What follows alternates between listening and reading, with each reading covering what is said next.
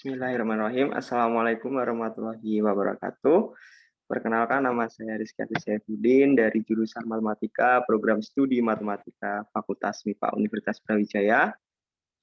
Di sini saya akan membahas mengenai estimasi interval dari rasio dua variansi dari mata kuliah Statistika Matematika yang diampu oleh dosen saya, yaitu Ibu Mila Kurniawati, PhD. Langsung saja kita mulai. Jadi kita akan membahas materi, yaitu yang pertama ada pendahuluan. Nah, di pendahuluan ini kita akan membahas sedikit mengenai statistika inferensi. Terus kita akan review mengenai teorema-teorema yang ada di distribusi sampling. Terus kita juga akan mereview apa itu selang kepercayaan atau biasa yang disebut dengan interval konfidensi atau selang konfidensi. Terus kita juga akan membahas bagian pokoknya dari materi ini, yaitu estimasi interval dari rasio dua variansi dan contoh-contoh soalnya. Jadi nanti ada dua populasi yang akan kita ambil, kemudian kita bandingkan rasionya, kita bandingkan variansinya. Nah, sekarang pendahuluan, yaitu statistika inferensia. Jadi seperti apa sih statistika inferensia dan kenapa kita harus mereview lagi mengenai statistika inferensia? Jadi di sini akan dipakai konsepnya untuk membuktikan rumus interval, estimasi interval dari rasio dua variansi. Misalkan seorang ilmuwan itu akan meneliti populasi, jadi populasi itu kan ukurannya sangat besar ya, populasi normal, dengan parameter rata-rata atau min-nya adalah mu, kemudian simpangan bakunya sigma, dan juga proporsinya adalah P. Nah, karena kesulitan dalam meneliti sebuah populasi, karena ukurannya terlalu besar, jadi ilmuwan tersebut haruslah mengambil suatu sampel dari populasi tersebut. Jadi misalkan dia diambil suatu sampel secara deduktif yang memiliki statistik statistik dari parameter rata-ratanya adalah X bar, statistik dari standar deviasinya adalah S, statistik dari proporsinya adalah P topi.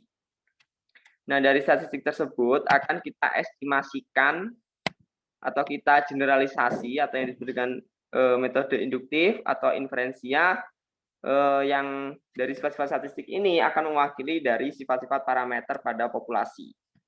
Jadi kita kayak mengambil sampel, kemudian dari sampel itu memiliki parameter yang namanya statistik. Nah, dari statistik itu kita ambil kesimpulan, kita olah itu, terus kemudian kita berlakukan sifatnya secara umum sehingga berlakulah pada populasi.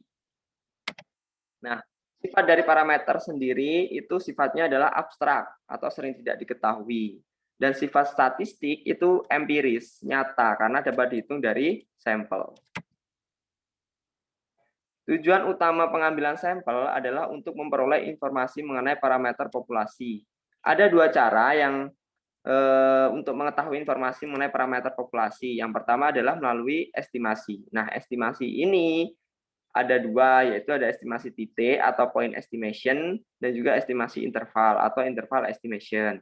Nah, pada point estimation ini sama aja dengan estimasi parameter yang sudah kita pelajari di minggu-minggu lalu. Nah, sekarang kita masuk ke estimasi interval. Nah, dari estimasi interval ini juga kita sudah pelajari yang sebagian di kelas. Nah, sekarang kita akan bahas yang dua populasinya gitu. Nah, cara yang kedua adalah melalui uji hipotesis. Nah, ini perbandingan estimasi titik dan estimasi interval. Kalau pada estimasi titik, kelemahannya itu tidak ada derajat kepercayaan atas nilai estimasi yang diperoleh. Sedangkan pada estimasi interval, itu ada selangnya gitu. Jadi derajat kepercayaannya itu terletak di antara selang tersebut. Nah, apabila semakin lebar intervalnya, maka semakin besar juga kepercayaannya. Nah, sekarang kita akan mereview mengenai distribusi sampling. Di sini saya tuliskan teorema yang pertama. Ini teorema yang akan kita pakai, yaitu jika X bar dan X kuadrat masing-masing adalah min dan variansi dari sampel acak berukuran N dari suatu populasi normal dengan min, mu, dan variansi sigma kuadrat, maka yang pertama, X bar dan X kuadrat atau min dan variansi sampel acak tersebut independen. Dan variabel acak baru yaitu n-1 S kuadrat per sigma kuadrat akan berdistribusi chi-square dengan derajat bebas n-1 atau bisa dinotasikan seperti ini. Ini sudah kita pelajari di perkuliahan sebelumnya. Selanjutnya, definisi yang kedua itu adalah distribusi chi-square. Jadi kita sudah pakai teorema 1 di sini mengandung kata-kata chi-square. Jadi selanjutnya kita membahas tentang distribusi chi-square. Apa sih distribusi chi-square? Jika X suatu variabel acak gamma, jadi distribusi chi-square itu adalah sebenarnya distribusi gamma, tetapi dengan kasus khusus, yaitu alfa sama dengan mu per 2 dan beta sama dengan 2, yang disebut dengan distribusi chi-square dengan derajat bebas mu, atau dinotasikan kalau di sini X-nya suatu variabel acak, X berdistribusi chi-square dengan derajat bebas mu. Dengan fungsi keberatan peluangnya adalah fx sama dengan 1/2 pangkat mu per 2 kali gamma mu per 2 dikalikan x pangkat mu min 1 eksponen e pangkat x per 2, di mana x-nya lebih dari 0 dan bernilai 0 jika x yang lainnya.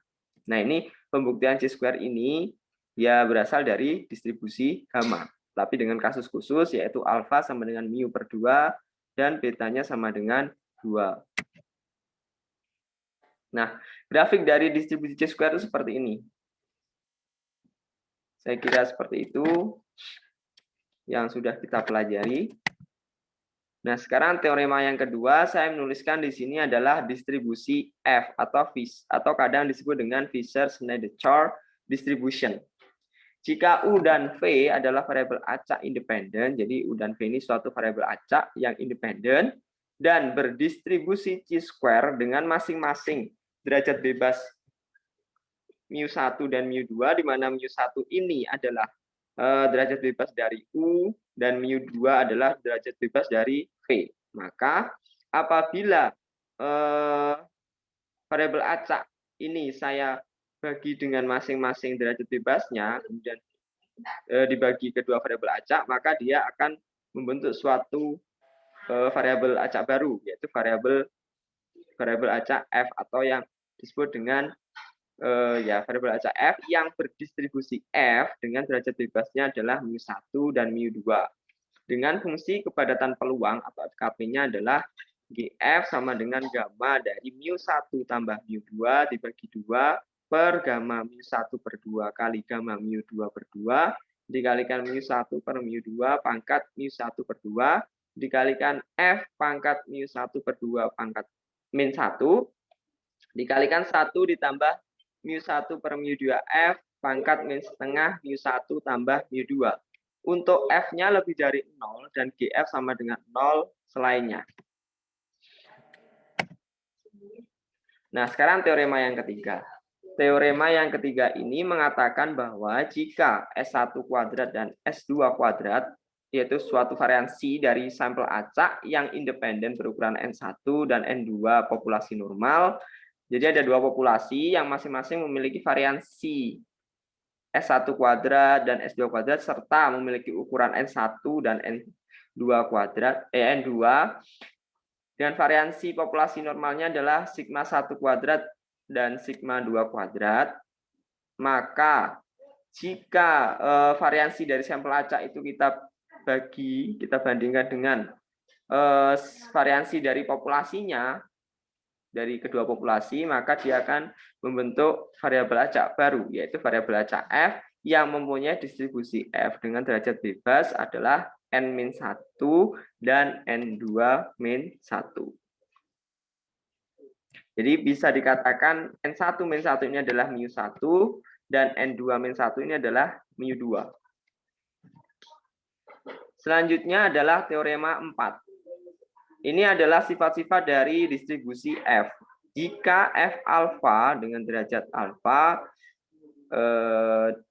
dan derajat kebebasannya adalah mu1, mu2, distribusi F untuk F alfa dengan derajat bebas mu1 dan mu2, maka kita punya sifat F 1 min alfa per 2 mu1, mu2 itu sama dengan 1 per alfa per 2, mu 2, mu 1. Hati-hati di sini mu 1 dan mu 2-nya terbalik. Kalau pada 1 min alfa per 2 itu mu 1, mu 2. Kalau pada alfa per 2 yang pakai seper itu berarti mu 2-nya di depan. Jadi mu 2, mu 1.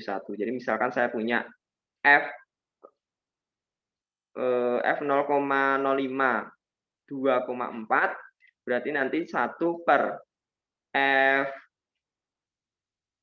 maaf, misalkan saya punya di sini alfanya katakan 0,02 berarti F 0,99 dengan derajat bebasnya misalkan mu 1-nya 2 berarti 2 dan mu 2-nya 1 berarti 2,1 berarti yang di sini 1 per alfa F 0,01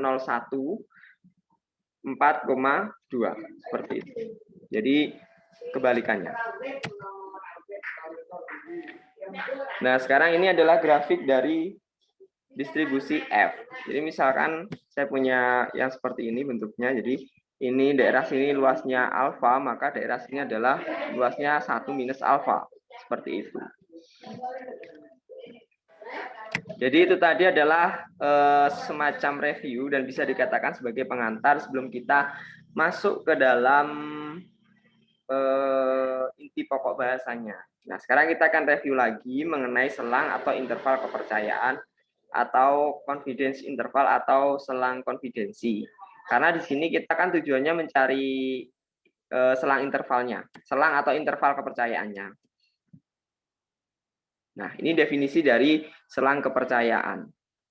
Interval atau selang kepercayaan atau interval confidence definisinya yaitu jika theta 1 topi dan theta 2 topi adalah masing-masing nilai dari variabel acak theta besar 1 topi dan theta besar 2 topi sehingga peluang dari theta yang terletak di antara theta besar topi sampai theta besar 2 topi sama dengan 1 minus alfa. Untuk beberapa probabilitas tertentu 1 minus alfa adalah theta yang terletak di antara theta 1 topi sampai theta 2 topi merupakan 1 minus alfa persen, 100% confidence interval untuk theta.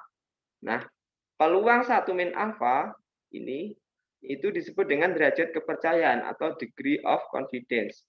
Sedangkan nilai theta 1 topi di sini disebut dengan batas bawah interval kepercayaan.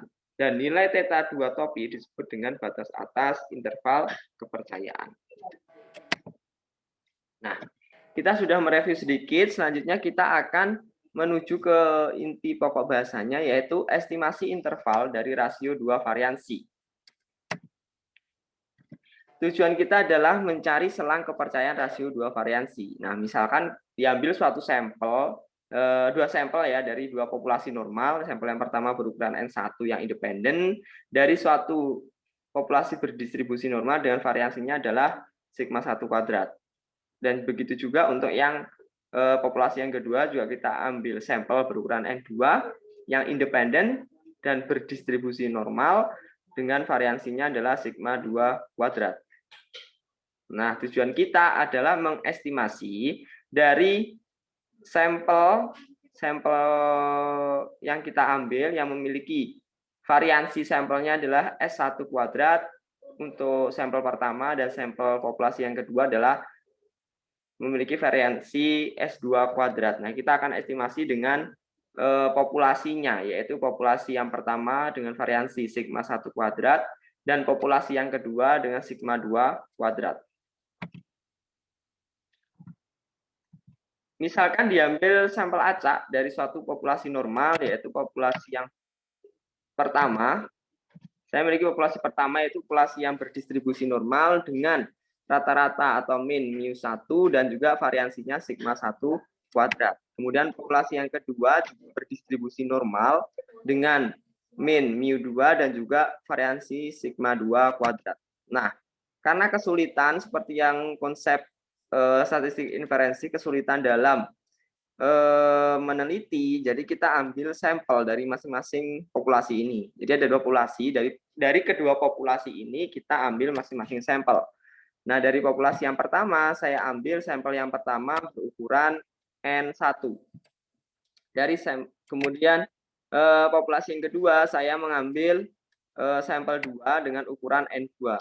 Nah, dari sampel pertama yang berukuran N1 ini juga memiliki statistik dari parameter min dan juga sigmanya, yaitu X bar 1 untuk minnya dan juga variansinya adalah S1 kuadrat.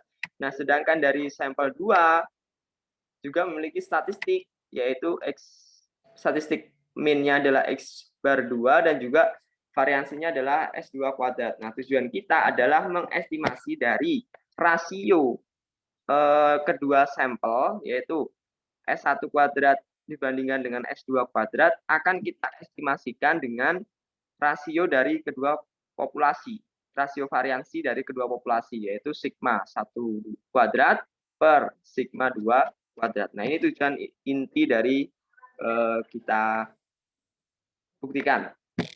Yang akan kita cari adalah seperti itu. Jadi sesuai dengan sifat statistik inferensi, kita mengambil sampel, kemudian kita simpulkan, nah kemudian kita estimasikan ke dalam populasinya. Kita bawa sifat dari sampelnya, kita perumum atau generalisasi atau inferensiasi ke dalam ini populasi. Nah, berdasarkan teorema 1 dalam distribusi sampling, misalkan U adalah variabel acak pertama dan V adalah variabel acak kedua yang independen yang berdistribusi normal, sehingga, nah ini berdasarkan teorema yang 1 dalam distribusi sampling tadi yang sudah kita review, kita punya dua variabel acak, karena tadi dua populasi, berarti kita juga punya dua sampel, berarti ada dua variabel acak. Yang pertama variabel U, seperti ini berdasarkan teorema 1, yaitu dengan N1 min 1 kali S1 kuadrat per sigma kuadrat akan berdistribusi chi-square dengan derajat bebasnya adalah N1 min 1. Dan variabel acak yang kedua dengan N2 min 1 kali S2 kuadrat per sigma 2 kuadrat akan berdistribusi chi-square dengan derajat bebasnya adalah N2 min 1. Nah, karena tujuan kita adalah mengestimasikan S1 kuadrat per S2 kuadrat menjadi sigma 1 kuadrat per sigma 2 kuadrat, nah berarti kita harus membandingkan kedua variabel acak ini sehingga nanti diperoleh S1 kuadrat per S2 kuadrat dan juga sigma 1 kuadrat per sigma 2 kuadrat ini menjadi satu bentuk rumus.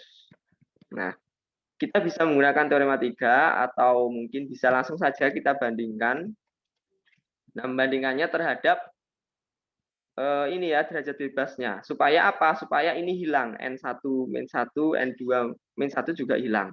Jadi kita bandingkan U terhadap variabel, katakan ini mu1, yaitu mu1-nya sama dengan N1 min 1 derajat bebasnya, dan juga V katakan ini mu2 yaitu N2 per min 1, atau bisa langsung pakai teorema 3 karena intinya sama saja, nanti ini akan membentuk teorema 3. Nah, seperti ini. U kita bandingkan ke mu1 dibagi dengan V dibandingkan dengan mu2. Nah, kita tulis bahwa U-nya tadi N1 min 1 S1 kuadrat per sigma kuadrat, dengan mu1-nya atau derajat bebas dari U adalah N1 min 1. Terus yang kedua, yang bawah, yang variabel acak V, ini juga N2 min 1 S2 kuadrat per sigma 2 kuadrat, dibagi dengan mu2. mu2-nya itu derajat bebasnya yaitu N2 min 1. Sehingga ini ada kesamaan N1 min 1, N1 min 1 ini bisa disederhanakan. Kemudian N2 min 1, N2 min 1 juga bisa disederhanakan. Sehingga kita peroleh rumus baru yaitu S1 kuadrat per S2 kuadrat dikalikan sigma 2 kuadrat per sigma 1 kuadrat, yaitu sama dengan variabel acak baru yaitu variabel acak F yang berdistribusi F dengan derajat bebasnya adalah mu1, mu2, di mana mu1-nya N1 min 1, kemudian mu2-nya adalah N2 min 1. Nah, Sebenarnya kita sudah tahu bahwa kalau kita menggunakan syarat distribusi F itu haruslah ada 3 syarat, yaitu yang pertama populasi yang diteliti haruslah mempunyai distribusi normal. Kemudian yang kedua populasi memiliki standar deviasi yang sama, sampel yang ditarik dari populasi bersifat bebas. Dan kita juga bisa langsung memakai teorema 3. Kalau tadi saya harus membuktikan dulu ya, jadi satu persatu. Kalau ini bisa langsung memakai teorema 3. Jadi ini juga kita peroleh rumus yang sama, yaitu S1 kuadrat per S2 kuadrat, dan juga sigma 1 dikalikan sigma 2 kuadrat per sigma 1 kuadrat. Ini adalah variabel acak F dengan distribusi F dengan derajat bebasnya N-1, N1 min 1, N2 min 1. Nah, karena tadi berdistribusi F, berarti kita harus menggambarkan dalam grafik dari distribusi F. Nah, tujuan kita kan mencari peluang. Peluangnya itu dengan selang intervalnya ya. Jadi kita harus menggambarkan daerahnya. Kalau seperti distribusi F tadi, daerah sini kan alfa. Berarti daerah sini kan 1 min alfa. Kalau di sini saya kasih arsiran lagi, berarti kan alfanya ada 2, berarti alfanya itu dibagi 2. Berarti daerah sini adalah alfa per 2, daerah sini juga alfa per 2. Nah, berarti yang di tengah 1 min alfa. Nah, yang di tengah inilah yang akan kita cari. Jadi yang di sini adalah distribusi F1 min alfa per 2, dan di sini adalah distribusi F alfa per 2. Nah, ini akan kita cari. Nah, mencarinya yaitu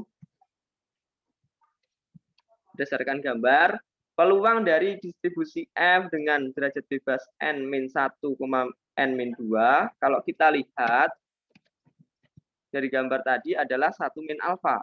Nah, 1 min alfa ini terletak di selang di antara F1 min alfa per 2 dengan F alfa per 2.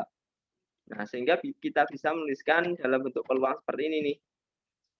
Jadi F dengan derajat bebas mu1 yaitu N1 min 1 dan juga mu2 sama dengan N2 min 1 itu terletak di antara selang F1 min alfa per 2 mu1, mu2 dan juga F alfa per 2 dari mu1, mu2 sama dengan 1 minus alfa sebagai derajat kepercayaannya.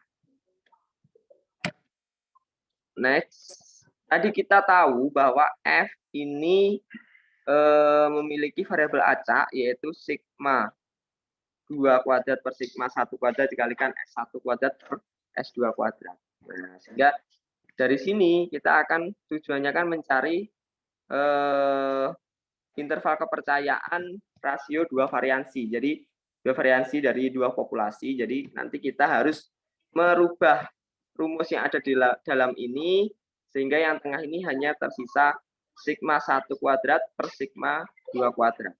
Jadi kita akan melakukan formulasi rumus nantinya. Nah, berdasarkan teorema 4 yang kita punya sifat bahwa F1 min alfa per 2 dengan derajat bebas N min 1, N1 min 1, N2 min 1 sama dengan 1 per F alfa per 2 N2 min 1, N1 min 1. Ini adalah derajat bebasnya dibalik. Jadi perlu diperhatikan dan perlu hati-hati. Nah, ini yang ada di sini bisa kita ganti ini yang batas bawah ini bisa kita ganti dengan 1 per alfa per 2 dengan derajat bebasnya adalah N2 min 1, N1 min 1. Sehingga kita peroleh seperti ini. Zatnya diperoleh nih. Nah, karena tujuan kita adalah mencari ini sigma 2 kuadrat per sigma 1 kuadrat dikalikan S1 kuadrat per S2 kuadrat, maka kita bagi menjadi 2 bagian ya. Ini bagian pertama, juga ada bagian kedua. Bagian keduanya adalah yang sebelah sini, karena kita harus, karena sangat sulit kalau kita melakukan operasi langsung, jadi harus kita pecah dulu. Ini bagian 1, saya pecah, perhatikan bahwa bagian 1 ini, karena tujuan kita adalah sigma 1 kuadrat, sigma 1-nya harus di atas, dan ini di sini ada sigma 1-nya yang di bawah, berarti harus kita lakukan kali silang. Sehingga sigma 1 kuadrat per sigma 2 kuadrat itu akan menjadi kurang dari S1 kuadrat per S2 kuadrat dikalikan ini. Dikalikan F alfa per 2 dengan derajat bebas N2 min 1, N1 min 1. Seperti itu. Itu bagian 1. Nah, sekarang untuk bagian yang kedua, yaitu bagian yang ada di sebelah kanan atau batas bawah, batas atas. Nah, itu kita ambil, kita keluarkan terlebih dahulu. Ini dengan cara yang sama, tujuan kita kan tetap sigma 1 kuadrat ini harus di atas dan sigma 2 kuadrat harus di bawah. Jadi kita bisa melakukan perkalian silang. Jadi sigma 2 kuadrat per sigma 1 kuadrat ini saya kalikan silang ke kanan, maka akan terbalik. Menjadi sigma 1 kuadrat per sigma 2 kuadrat. Kemudian sebelah kiri nanti menjadi S1 kuadrat per S2 kuadrat dikalikan dengan 1 per F alfa per 2 dengan derajat bebas N1 min 1, N2 min 1. Sehingga diperoleh seperti ini.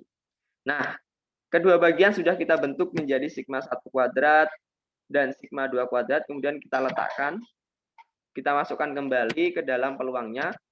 Karena tadi bagian 2-nya itu adalah menjadi batas bawah, ya seharusnya batas atas, tapi setelah kita rubah menjadi batas bawah, berarti kita letakkan ya di batas bawah. Jadi seperti ini. Bagian 1 yang semula adalah batas bawah menjadi batas atas, ya kita letakkan di tempat batas atas. Sehingga diperoleh rumus seperti ini. Nah, sehingga dari rumus ini muncullah teorema baru, yaitu teorema 5, yang berisi interval kepercayaan rasio 2 variansi. Nah, ini tujuan pokok rumus inti yang kita bahas akhirnya ketemu. Nah, ini nih. Teorema 5. Jika S1 kuadrat dan S2 kuadrat adalah variansi dari sampel acak yang independen berukuran N1 dan N2 dari populasi normal dengan variansi sigma 1 kuadrat dan sigma 2 kuadrat, maka kita peroleh sigma rasio sigma 1 kuadrat per sigma 2 kuadrat itu terletak di antara selang S1 kuadrat per S2 kuadrat dikalikan 1 per F alfa per 2 dengan derajat bebas N1 min 1, N2 min 1 sampai S1 kuadrat per S2 kuadrat kali F alfa per 2 dengan derajat bebasnya dibalik N2 min 1, N1 min 1, yaitu merupakan suatu selang kepercayaan 1 min alfa kali 100% untuk rasio 2 variansi dari 2 populasi. Nah, supaya tidak bingung, jadi kita akan masuk ke contoh yang pertama. Nah, contoh yang pertama ini diketahui 12 pohon jeruk dewasa yang dipilih secara acak dari satu varietas memiliki tinggi rata-rata 13,8 feet dengan standar deviasi 1,2 feet dan 15 pohon jeruk dewasa yang dipilih secara acak dari varietas yang lain memiliki tinggi rata-rata 12,9 feet dengan standar deviasi 1,5 feet. Dengan asumsi bahwa sampel acak dipilih dari populasi normal, tentukan interval selang kepercayaan 98% untuk rasio variansi dari 2 populasi yang dijadikan sampel tersebut. Nah, kita jawab. Yang perlu dilakukan pertama kali adalah diketahui supaya lebih mudah dalam mengerjakan soal ini. Yang diketahui itu apa saja? Yang pertama adalah saya katakan N1 ini merupakan pohon jeruk dewasa dari varietas yang pertama yang diambil. Dari sampel pohon jeruk dewasa yang diambil ya yang pertama yaitu sejumlah 12 dengan standar deviasinya 1,2 S1 dan juga tinggi rata-rata atau X bar satunya adalah 13,8. Nah, yang kedua dari populasi pohon jeruk varietas yang berbeda yang kedua, ini diambil sampel yaitu sebanyak 15 dengan standar deviasinya adalah 1,5 dan juga tinggi rata-ratanya adalah 12,9 feet. Dengan interval kepercayaan, dengan derajat kepercayaannya adalah 1 min alfa, yaitu sebesar 98%, maka alfanya adalah 2%, atau bisa dikatakan 0,02.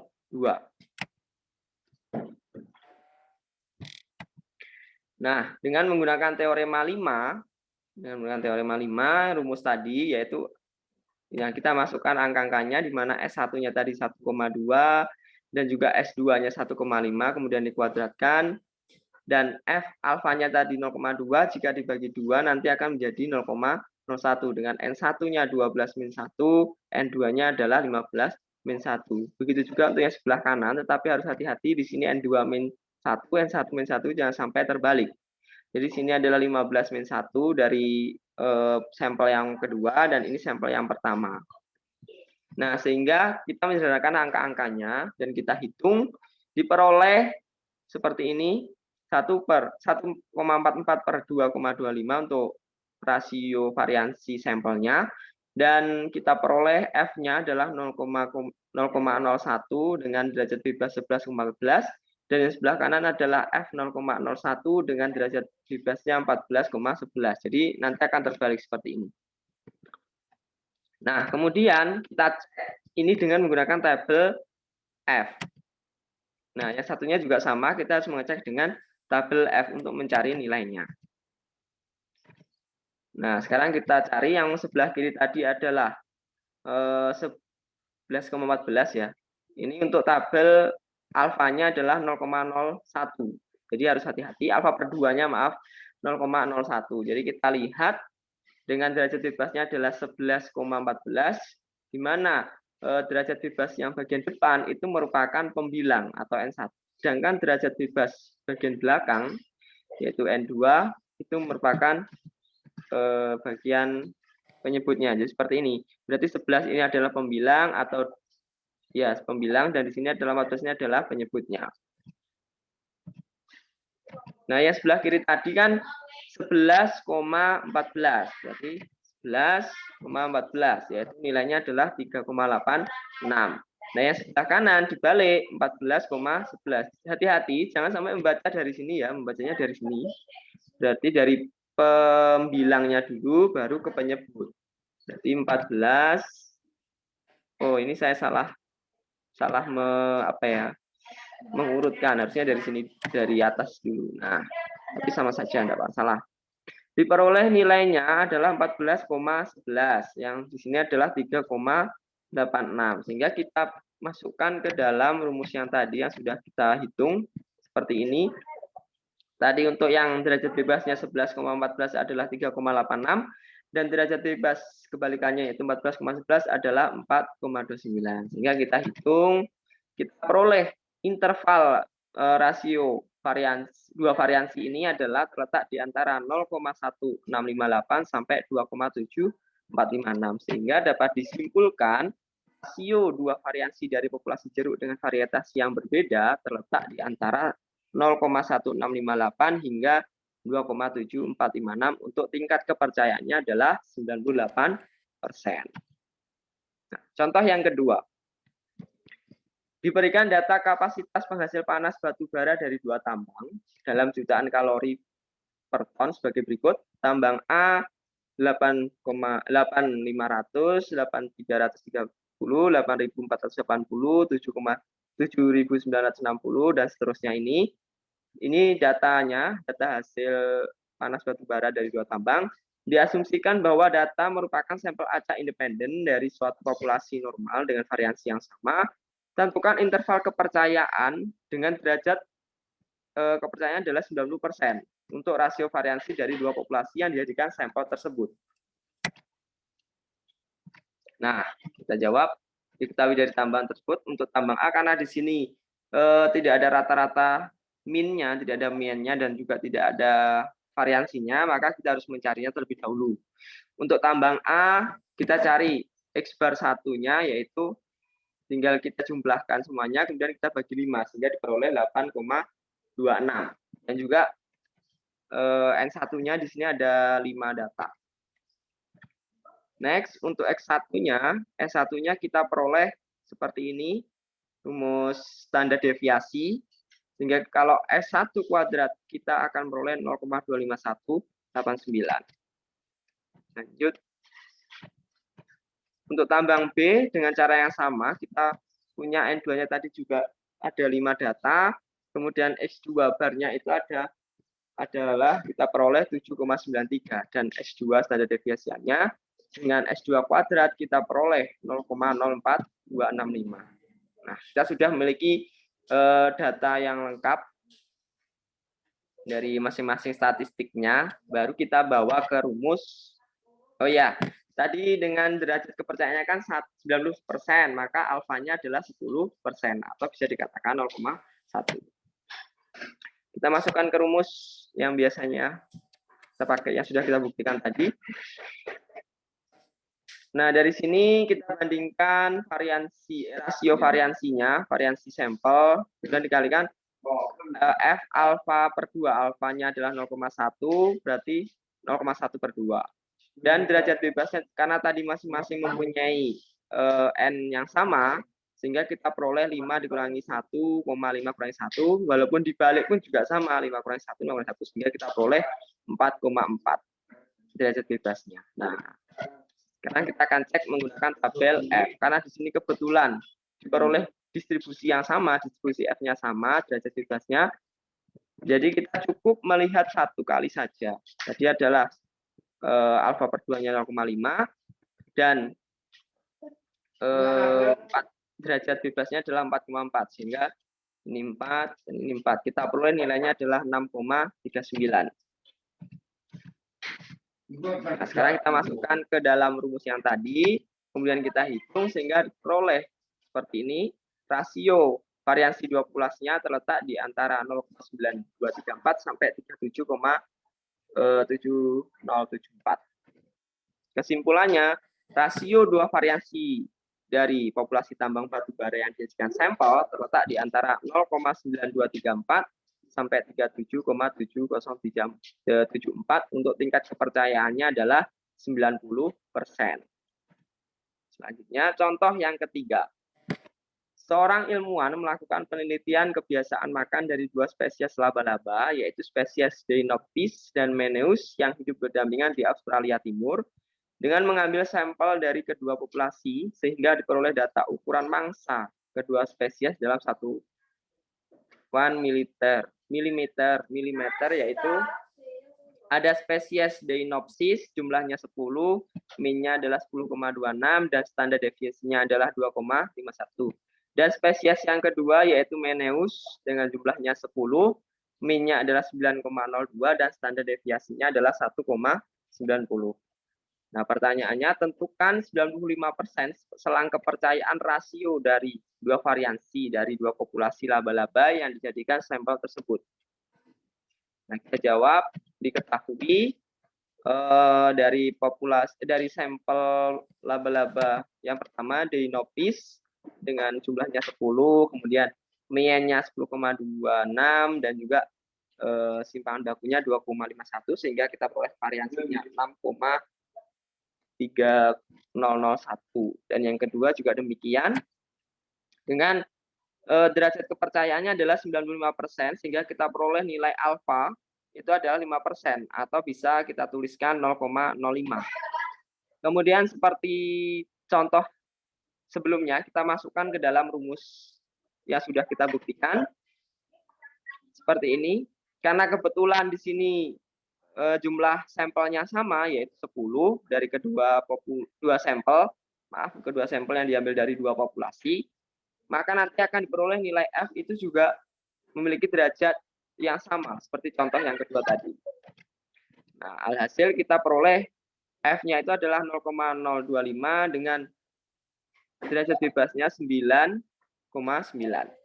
Sehingga kita cek di tabel F, cukup dilihat satu kali, yaitu 9 dengan 9. Ya, kita peroleh 4,026. Nah, kita masukkan lagi ke rumusnya, dan kita hitung, sehingga diperoleh rasio dari dua variansi itu terletak di antara 0,4335 sampai 7,0261. Jadi dapat disimpulkan rasio dua variansi dari populasi laba-laba yang dijadikan sampel terletak di antara 0,4335 hingga 7,0261 untuk tingkat kepercayaannya 95%.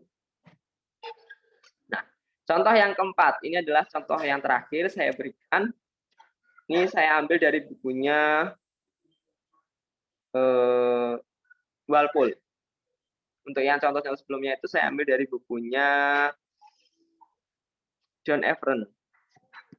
Suatu ujian saringan masuk yang telah dibakukan dalam mata pelajaran matematika yang diberikan kepada 25 siswa laki-laki dan 16 siswa perempuan.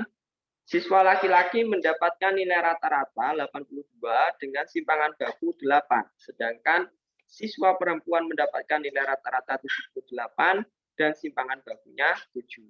Maka hitunglah selang kepercayaan 98% untuk rasio 2 variansi dari populasi siswa laki-laki dan perempuan yang telah atau akan mengambil ujian tersebut. Kita jawab seperti yang biasanya, kita diketahui dulu.